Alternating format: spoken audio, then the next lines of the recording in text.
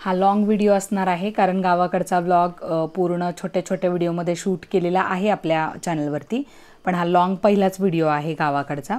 So लवकर उठायची सवय नाही मुलींना, तरी 6 वाजता उठवलं, त्यांच्या आंघोळ्या वगैरे केल्या आणि गावाला निघालो होतो आम्ही।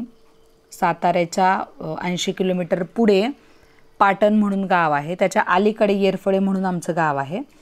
तर तिकडे आज चाललेलो आहोत। 2 नंबरच्या ननंद आहे, त्यांचं पाट आणि कोंबडा असं होतं, लग्नाचं द्यायचं राहिलं होतं त्यांचं। तर निघालो होतो सकाळी सगळे लवकर, सासूबाई, दीर, मी, हे आणि 2 मुली। तर कात्रजच्या जवळच राहतो आम्ही। तर नवीन बोगद्यातून प्रवासाला सुरुवात झाली आणि लहान मुलगी जी आहे ती इतकी रील बघती मोबाईलमध्ये, त्याच्यामुळे तिला भीती वाटत होती गाडीची, सारखी म्हणत होती मम्मा भीती वाटते, मम्मा भीती वाटते। आणि टोलनाक्याच्या इथं शिवापूरच्या इथं छान गजरा घेतला एकदम फ्रेश मोगऱ्याचा, देवाला ठेवला पुढे, विठ्ठल रुक्मिणीला आणि गणपतीला। गाडीमध्ये एकदम मोगऱ्याचा सुगंध पसरला होता। मुली कंटाळल्या होत्या आणि हिला मोबाईल दिला होता, म्हटलं थोडंसं तिचं माइंड चेंज होईल म्हणून। तरी बघा ती अशी आळसवलेलीच दिसतीये, नाही तर एरवी ती फार बडबडी आणि ॲक्टिव्ह आहे। तर लवकर उठल्यामुळे ह्या सगळ्यांना झोपा लागल्या होत्या, पण मला काही झोप येईना, कारण प्रवासात मला नाही झोपेत शक्यतो। बाहेरचं वातावरण बघता असं मन एकदम प्रसन्न होऊन जातं। आणि अगदी पावसाचंच हे होतं, म्हणजे मे महिन्यामध्येच पुण्यामध्ये पाऊस पडायला सुरुवात झाल्याने सगळीकडे अशी हिरवळ लागली होती। तर हा खंबाटकी घाट लागला बघा, छोटासा खंबाटकी घाटाच्या अलीकडे एक घाट आहे, तर तो होता हा। आणि आधी तर सुरुवातीला आम्हाला ट्रॅफिक नाही लागलं, पण पुढे खंबाटकी घाटामध्ये खूप बेकार ट्रॅफिक लागलं। माहीत नाही का, शक्यतो घाटामध्ये ट्रॅफिक नसतं, पण एक ट्रक काहीतरी बंद पडलं होतं, बस मला वाटते बंद पडली होती, त्याच्यामुळे असं सगळं ट्रॅफिक लागलं होतं। आणि घाटातच जर अडकून पडलो ना तर मग दुसरीकडून जाण्याची काहीच सोय नसते। पुलावरनं पण बघा तुम्ही, कधी कधी ट्रॅफिक जर लागलं ना, आपण पुलावर जर अडकलो ना तर मग जाण्याची काहीच सोय नाही, रस्ताच नसतो ना दुसरा जाण्यासाठी। घरातनं काही खाऊन नव्हतं निघालो, म्हणून साताऱ्यामध्ये आलो की मग चांगलं हॉटेल बघितलं आणि मग तिथे सगळ्यांनी थोडासा नाश्ता करून घेतला। मुलींचं काय हे घे ते घे चालूच होतं, मग उपीट, पोहे, वडापाव असं घेऊन पुढच्या प्रवासाला लागलो आम्ही। आणि गाडीमध्ये यांची मस्ती सुरूच होती। कॅमेरा चालू झाला की सावलीला काहीतरी बोलायचं असतं आणि ती मस्का मारत होती, हे बघा माझी मम्मी म्हणे, आणि आई पण हसत होत्या। दोघी सोबत असल्या ना लहान मुली की मग प्रवासात कंटाळा येत नाही कुठेही। आणि मला पहिल्यापासून सवय नाही आहे त्यांना असं एकटं सोडायची कुठेच, त्याच्यामुळे त्या माझ्याशिवाय नाही राहत। मग रस्ता पार करत उमरजपर्यंत आलो तर पलीकडे बघा बँड चालला होता। तर माहीत नाही कोणाची वरात होती का काय होती, पण एक बाई गाणं म्हणत होती बघा, इथे झूम नाही करता आलं मला, तर खूप छान आवाज येत होता। आणि नेमकी एक जणांनी सांगितलं की तुमच्या गाडीचा टायर पंक्चर आहे, म्हणून पंक्चर काढण्यासाठी तिथं थांबलो। आणि लकीली कसं असतं बघा, योगायोग, स्टेपनी पण नव्हती सोबत, काढून ठेवली होती 8 दिवस आधी आणि गाडीत ठेवायची जाताना विसरलो आणि नेमकं पंक्चर झालं। मग पुन्हा हवा भरली, तो म्हटला पंक्चर नाही आहे, हवा गेली होती। आणि हे असं नेचर बघता बघता मग पुढे आम्ही सरकत राहिलो। उमरजपर्यंत अजिबात थेंबसुद्धा पडला नाही पाऊस, आणि नंतर जो पाऊस चालू झाला उमरजच्या पुढे, इतकं फ्रेश वाटत होतं ना की मी शब्दात तुम्हाला सांगू शकत नाही, इतकं छान वाटत होतं। गावाकडचं वातावरण खरंच खूप भारी असतं। आता मी लहानपणापासून पुण्यात वाढल्यामुळे मला गावाकडची फार ओढ आहे। 11वी 12वीला होते मी गावाकडे, पण आमचं प्रॉपर असं गाव नाही आहे वडिलांचं, म्हणजे आहे पुरंदर तालुक्यातलं नायगाव, पण तिकडे कोण नसतं आमचं, त्यामुळे पुण्यातच वाढलो आहे आणि पुण्यातच राहिलेली असल्यामुळं मला गावाकडचं फार वेड आहे। आणि इतकं भारी वाटत होतं ना बघा तुम्ही, इतकी ग्रीनरी, असं एकदम शांत बसून असं ऐकावं नेचरचा आवाज असं वाटत होतं। बाहेर मोठा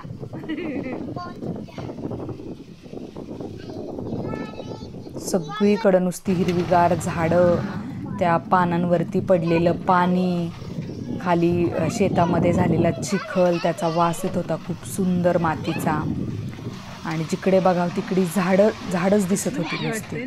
खाली उतरून बघितलं असतं, पण पाऊस खूप पडत होता त्यामुळे मग कुठेच गाडी थांबवली नाही। आणि लवकर घरी जायचं होतं, म्हणजे त्याच दिवशी कार्यक्रम होता म्हणून मग आम्हाला लवकर पोचायचं होतं, म्हणून सकाळी लवकर निघालो होतो.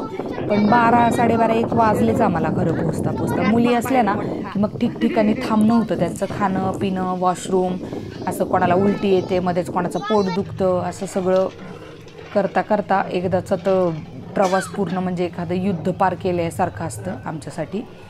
कारण या 2 मुली प्रवासामध्ये सारखं गाडी थांबवायला लागते त्यांच्यासाठी.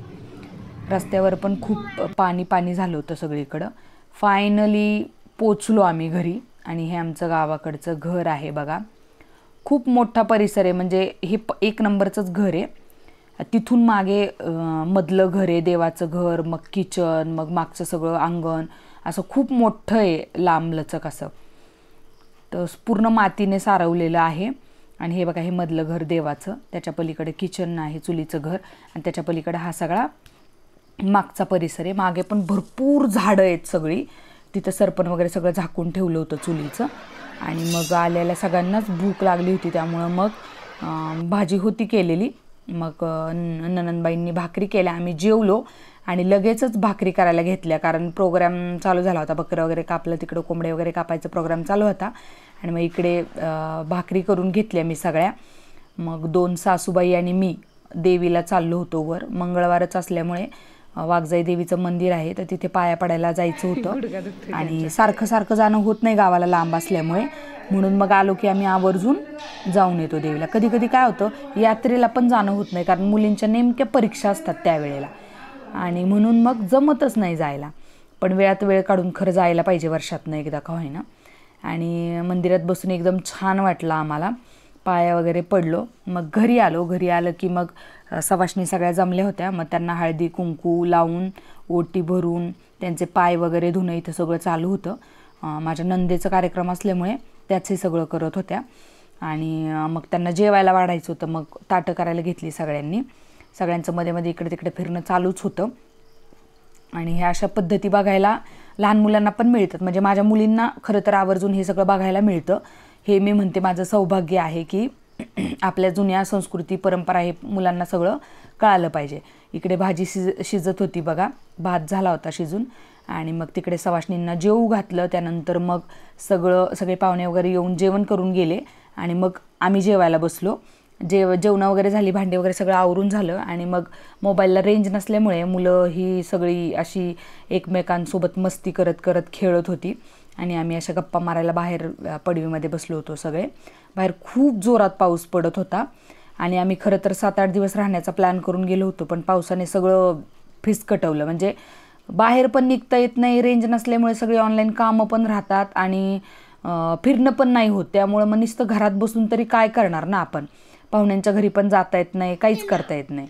आणि ह्या पोरींना कोंबडी बकरी असलं काही इकडं बघायला मिळत नाही. त्यामुळं त्या मोठ्या नंदेने जे द्यायला कोंबडे आणले होते ना, तर त्यांचे ते दिले नाही, एकात एक नको म्हणून सांगितलं गुरुवांनी. म्हणून मग त्या तशाच ठेवल्या होत्या. तर ते शर्वी इतकी त्या कोंबड्यासोबत खेळत होती, तिला इतकी मजा वाटत होती त्या कोंबडीची. आणि मागच लागली ती आपल्या घरी घेऊन जायची कोंबडी म्हणून. ती इतकी मागं लागली की एक तरी कोंबडा आपल्याला घरी घ्यायचाच आहे. मग खरंच आम्ही गाडीत नाही ना एक कोंबडा घेऊन आलो पिशवीत डिक्कीत बांधून. त्यांनी सगळ्या रस्त्याने इतका त्रास दिला आम्हाला, डिक्कीतनं सारखाच बाहेर येत होता तो. आणला आणि 2-4 दिवस गॅलरीत बांधून ठेवला होता त्याला. ते तुम्हाला नंतरच्या ब्लॉगमध्ये दिसेलच की अख्ख्या सोसायटीमध्ये मुलं सारखी त्या कोंबड्याला बघायला यायची. अशी तर आमची शर्वी आहे, तिच्या हट्टापुढं काहीच चालत नाही. आणि मला पण भीती वाटत होती त्या कोंबडीची. मी धरलं म्हणून मग त्यांनी हात लावायला बघितलं, पण थोडं मनाचा असा हिया करून ती तयार झाली ना हात लावायला कोंबडीला की परत घाबरायची. अशी मुलींची मजा मस्ती सुरू होती. आणि असा आजचा दिवस संपला आमचा. रात्री सगळे लवकर झोपतात गावाला, त्याच्यामुळे मग लवकर झोपायला घेतलं. तरी इकडे तिचं कोंबडी पुरण काही संपतच नव्हतं शर्वीचं. तिचं म्हणणं होतं मला हांतरुणात घेऊन झोपायचंय त्या कोंबडीला. काय बोलायचं आता. इथे बघा तिने पप्पांना घ्यायला सांगितली ती कोंबडी, हातात धरायला सांगितली आणि परत तिच्यासोबत खायला लागली. तर असा होता आपला फुल व्लॉग. व्हिडिओ आवडला असेल तुम्हाला तर लाईक कमेंट फॉलो नक्की करा. आणि नेक्स्ट व्हिडिओ तुम्हाला कुठला बघायला आवडेल ते पण मला कळवा. मी जे डेली व्लॉग पोस्ट करते छोटे छोटे शॉर्ट्समध्ये ते पण नक्की आवर्जून बघा. आपल्या चॅनलवरती जाऊन वेगवेगळ्या रेसिपीजचे पण व्हिडिओज असतात, ते पण जाऊन पहा. आवडत असतील तर नक्की लाईक कमेंट